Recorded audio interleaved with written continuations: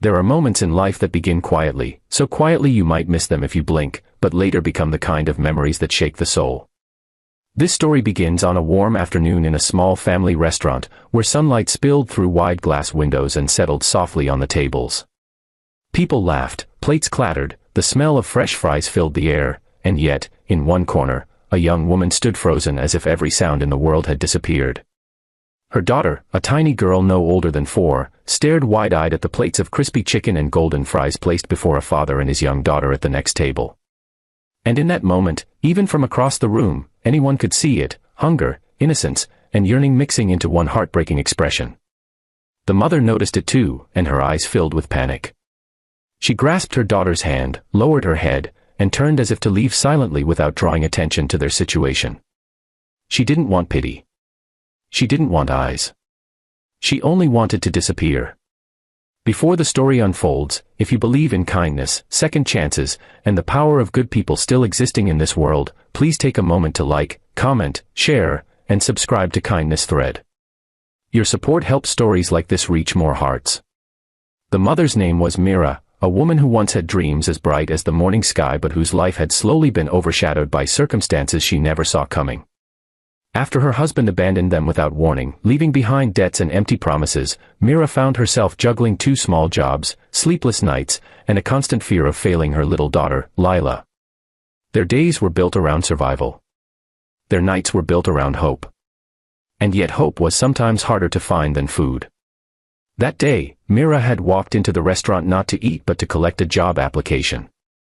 She had been told they needed part-time help, and she had rehearsed what she would say with trembling nerves.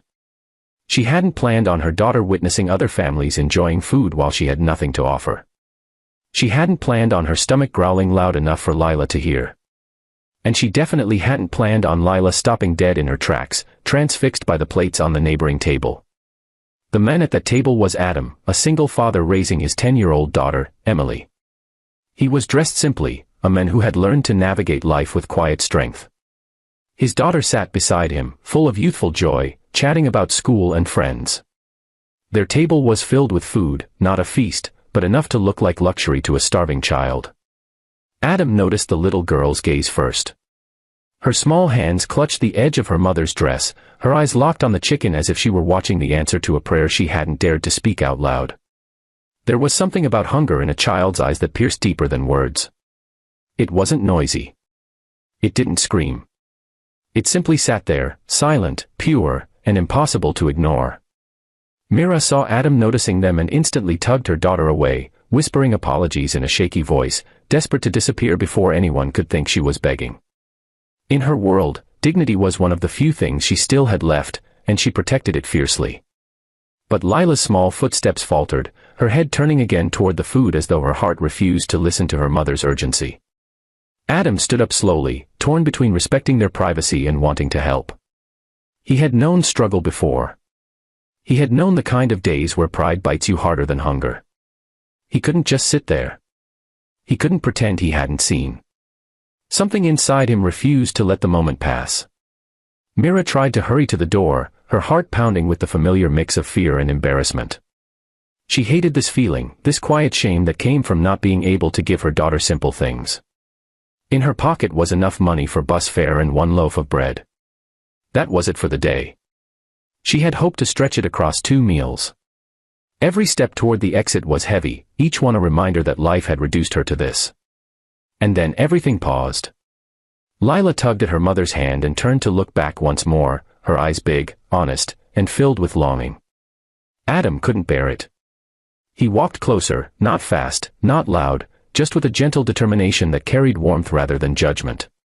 There was nothing in his expression that hinted at pity. Only empathy. Only a desire to make the world better if he could, even for one moment. Mira tried to speak, to apologize again, to explain, but her voice cracked before any words could form. She held her daughter's hand tighter, as if preparing to run from kindness before it hurt more than hardship ever had. But then Lila looked up at her mother with those innocent eyes, and Myra's shoulders slumped. She was tired, tired of running, tired of hiding, tired of pretending she didn't need help when the truth was slowly crushing her. Adam gently invited them to join the table. Mira refused at first, shaking her head with tears forming despite her attempts to blink them back. But Adam didn't step away. He remained patient, calm, and genuinely kind, offering his seat and splitting the food without hesitation. Emily smiled warmly at Lila, sliding her plate closer with childlike generosity. And finally, with a trembling exhale, Mira allowed herself to sit. The first bite Lila took was small, but it carried the weight of 100 silent prayers. Mira watched her daughter eat with trembling lips, a mixture of relief and guilt washing over her. But Adam spoke softly, sharing his own story, how he had struggled after losing his wife, how raising Emily alone had broken him in ways he never admitted to anyone. He knew how survival felt. He knew what it meant to swallow pride for the sake of your child. For the first time in months, Mira felt seen, not judged, not pitied, but understood. The kindness in Adam's gesture lit a spark inside her, a reminder that good people still existed, even in a world that often felt cold. As the meal went on, the restaurant seemed to grow quieter, as though the universe itself had paused to witness the small miracle happening at that table. When they finished eating, Mira tried to offer money, what little she had, but Adam gently refused. He instead asked how he could help her and her daughter beyond that meal. The question struck her heart so deeply that she almost forgot how to breathe. Help wasn't something she expected. Help wasn't something she believed she deserved anymore. But for the first time in a long while, she felt hope rising again. Before we continue, if this story is touching your heart, please like, comment, share, and subscribe to Kindness Thread. Your support helps us spread real stories of compassion and humanity. As they spoke, Adam recommended Mira for a flexible job opportunity where she could bring Lila along when needed. He even helped her fill out forms and arrange transportation. Emily and Lila played nearby, laughing, their small voices carrying through the room like music. It felt like the beginning of something new, something brighter than anything Mira had dared to imagine. Before the ending, please comment below what part of the story touched your heart the most. Weeks passed, and Mira's life began to stabilize little by little. She started earning enough not just for survival but for comfort. Lila blossomed with the stability, her laughter returning like sunshine after a long storm. And though Mira never forgot the pain she endured, she also never forgot the moment everything changed, the moment one man noticed her daughter staring at his food and chose kindness over indifference. In the end, this wasn't a story about struggle alone. It was a story about humanity, how a single act of compassion can lift someone from the darkest chapter of their life and guide them toward a future filled with hope. And as Mira held her daughter one evening, whispering promises of a better tomorrow, she knew deeply that sometimes, the smallest moments become the biggest miracles. If this story touched your heart, please like, share, and subscribe to Kindness Thread, and help us spread more stories that remind the world what kindness truly means. Boca, boludo. Boca es el segundo club más grande de la Argentina. Eso nadie lo puede discutir. No lo puede discutir nadie. Es el segundo club más grande de la Argentina. Después viene Independiente y después viene Racing. Pero el primero es River.